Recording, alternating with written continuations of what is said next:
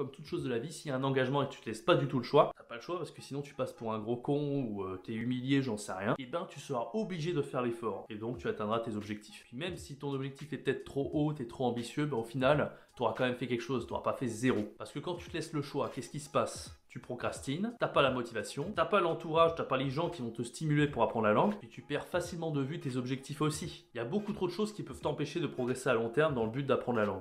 Et donc le mieux, c'est encore une fois de ne pas se laisser le choix. Prendre des cours avec un prof, que ce soit en cours particulier ou en groupe en présentiel, s'inscrire à la fac, mettre du pognon qui rentre en jeu, c'est-à-dire vraiment payer pour des cours. Si tu payes, tu vas pas te dire j'ai perdu mon pognon et tu vas être dégoûté. Tu seras un petit peu obligé de t'y mettre. Et le mieux, bien sûr, c'est d'aller carrément dans le pays, d'aller en Chine comme ça, du jour au lendemain. Ouais, je sais, ça peut paraître assez flippant, mais crois-moi, il n'y a rien de plus efficace pour la motivation. Et je sais de quoi je parle. Parce que crois-moi, quand je suis parti en Chine, j'avais littéralement zéro base de chinois, ou quasiment à peu de choses près. Et quand tu vas au restaurant, que tu comprends rien au menu, que t'es pas capable de commander le moindre plat, que tu passes pour un con devant tout le monde, bah l'ego, il en prend un coup, hein. En plus, moi, je suis pas mauvais en langue, je parle anglais et allemand, je sais que les langues, c'est plutôt ma fibre, c'est plutôt mon truc. Donc j'ai pas supporté d'être un naze pendant longtemps. Crois-moi. Après, je sais que tout le monde est différent. Il y a des gens, ils seraient allés au pays en Chine, ils s'en foutent, ils parlent pas chinois, ils sont pas trop intégrés, ils parlent pas au chinois. Bon, moi en tout cas, je pouvais pas supporter d'être dans cette situation. Il fallait que j'apprenne le chinois coûte que coûte. Évidemment, dans le pays, t'es entouré de gens qui parlent la langue.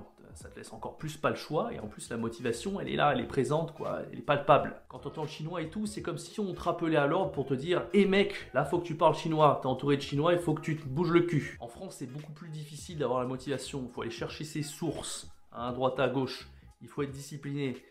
Voilà, faut vraiment beaucoup de motivation et puis c'est pas toujours facile, hein. Il y a des jours où tu es motivé, des jours où tu l'es pas. En Chine, même s'il y a des jours où tu n'es pas motivé, tu seras obligé de le faire. C'est entouré de gens, il n'y a pas le choix, quoi.